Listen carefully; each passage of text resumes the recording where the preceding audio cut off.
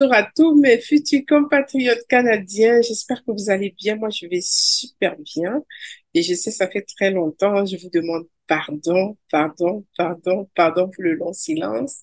Mais je suis toujours avec vous parce qu'il y en a avec qui je suis en contact directement.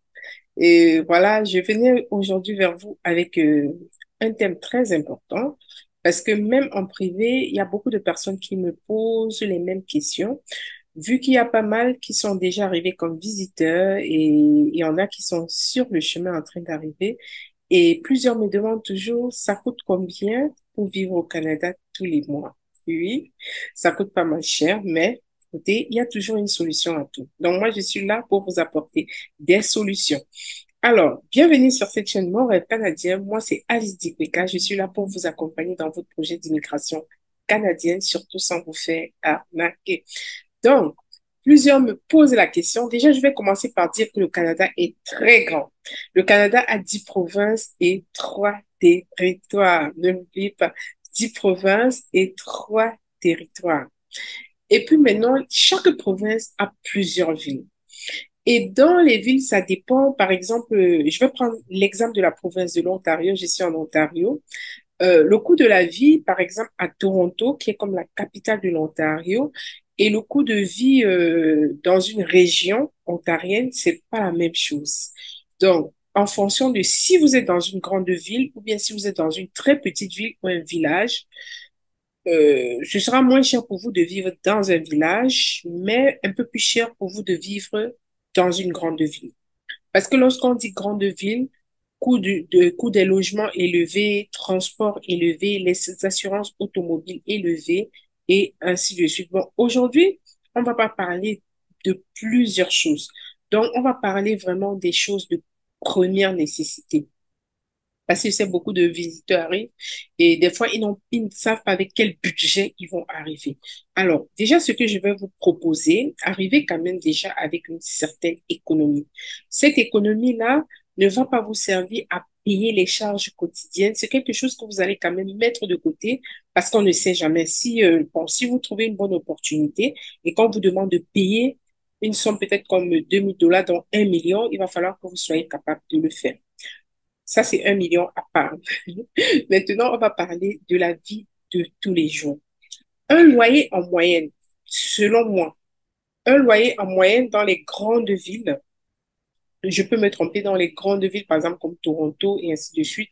Dans les grandes villes comme Toronto ou Vancouver, si vous voulez prendre un studio, c'est dans les 1 500 $. À savoir que 1 500 $, ce sera quelque chose comme 700 000 francs CFA. OK?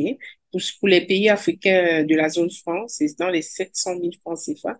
Un studio par mois dans les villes comme Toronto, peut-être Vancouver.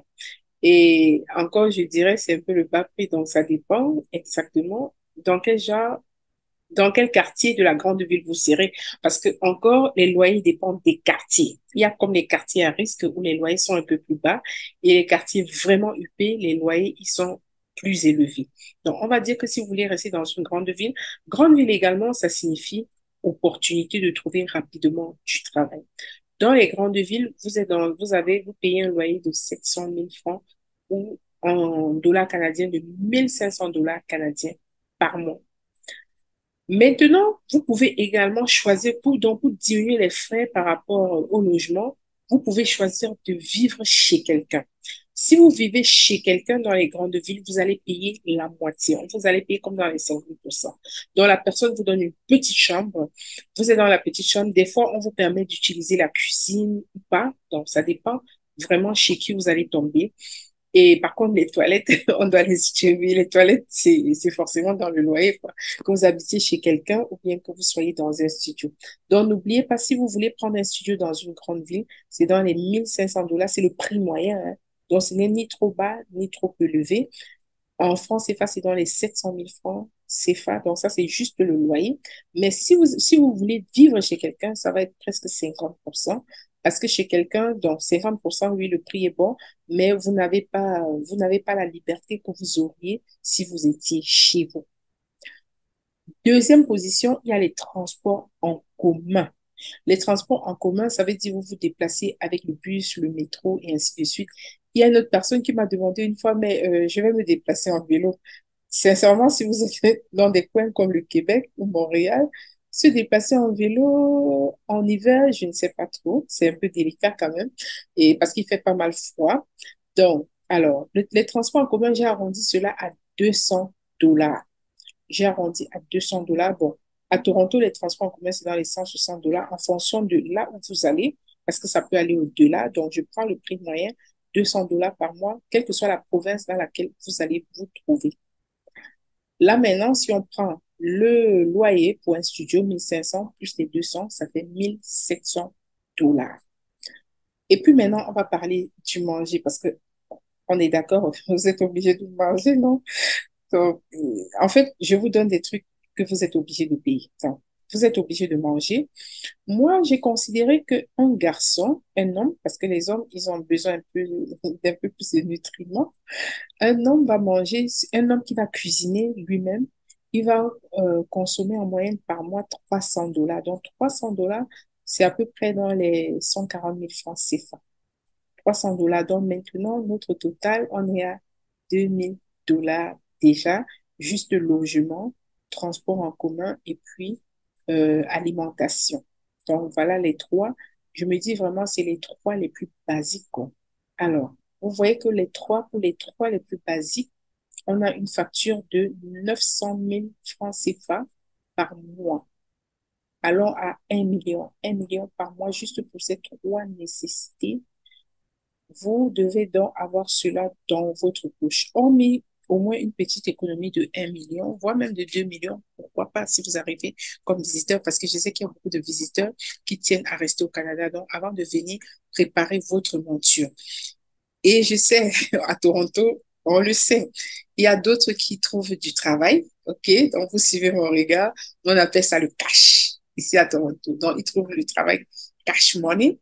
Et ça leur permet vraiment de mettre leurs économies de côté et de pouvoir payer les frais, tout ce dont ils ont besoin au quotidien, donc comme loyer, nourriture, transport en commun. Et j'ai oublié quelque chose. Le téléphone, oui. Parce que si vous venez chercher du travail, bien sûr que vous avez besoin d'un téléphone. Vous avez besoin d'un plan téléphonique, d'un forfait téléphonique. Voilà, on appelle ça comme ça. Le forfait téléphonique, j'ai remarqué qu'au Canada, les télécommunications, ça coûte très cher. Donc, si vous venez avec votre propre téléphone, pour le forfait téléphonique, quand même, le moins cher, ce sera dans les 50 $ par mois. Sachant que 50 $ par mois, c'est quelque chose comme 25 000.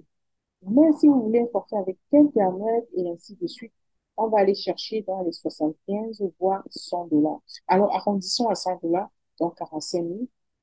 Donc, dans notre facture, on arrive à 2 100 $, presque une facture de 1 million. Alors, les quatre choses les plus importantes, vous avez les loyers, vous avez les transports en commun, vous avez les télécommunications, donc les téléphones cellulaires, parce que c'est très important que vous soyez toujours joignable par les employeurs. Et en quatrième position, bien sûr, il faut manger. Il faut manger. Parce que si vous ne mangez pas, vous n'aurez pas la force. 2 100 $, mais je dirais quand même pour des imprévus, vous pouvez avoir à la fin du mois, vous rendre compte que vous avez dépensé pour des imprévus comme de 200 $, voire de 300 $. Peut-être vous n'avez pas pu cuisiner et puis voilà, vous devriez prendre un sandwich et ainsi de suite. Donc, le prix du sandwich moyen, je me suis rendu compte que ce soit à Québec City, à Montréal, à Toronto, le prix du sandwich moyen c'est 13 $. Sachant que c'est 13 $ plus taxes. Donc, on a dit 15 $ parce que c'est sandwich plus boisson et ainsi de suite. Donc, on est à peu près dans les 15 $. Et 15 $, si je calcule rapidement comme ça là dans la tête, ça va être 6 000 ou 7 000 francs. Vous vous imaginez que vous achetez, si vous achetez comme ça le sandwich 5 fois dans le mois, ça va faire 60 $. Donc, ça fait beaucoup. Du coup, pour ceux qui viennent, je leur dis, OK, soyez préparés ayez quand même vos économies avec vous. Donc, en gros, si vous venez avec un 2 millions, en sachant que vous avez 1 million, au moins 900 000 à 1 million, c'est ce que vous allez payer par mois. Si après un mois, vous avez trouvé un petit travail, OK, qui va vous permettre vraiment de subvenir à vos besoins au quotidien, ce serait vraiment, vraiment, vraiment une bonne chose. Et la dernière chose, Et je me suis rendu compte que d'autres personnes ont eu cette opportunité. Si vous avez, par exemple, la grâce d'être hébergé par quelqu'un qui décide que voilà, il va vous aider, que cette personne décide que voilà, elle va vous aider comme pendant 2 mois, pendant 3 mois, le temps que vous trouviez du travail. Vous voyez déjà que côté loyer, vous faites carrément une épargne au moins sur 900 000 francs par c'est 900 000 francs? Non, 700 000 francs, voire 300 000 francs par mois si quelqu'un acceptait de vous héberger. Et moi, je dirais, si on accepte de vous héberger et que ça vous fasse économiser un 300 000, un 700 000 francs par mois, moi, je dis toujours aux gens, il y a un prix à payer toujours pour quelque chose. Si vous ne payez pas le loyer, essayez de rembourser à la personne d'une autre manière. Peut-être vous allez aider la personne dans les tâches quotidiennes. Peut-être de temps en temps, vous allez vous proposer de payer, d'acheter des fruits et des légumes. Parce que les fruits et les légumes au Canada, ça coûte très cher et on en a besoin. Donc voilà, c'est ce que je voulais partager avec vous. Alors, je vous souhaite un agréable week-end et un bon début de semaine.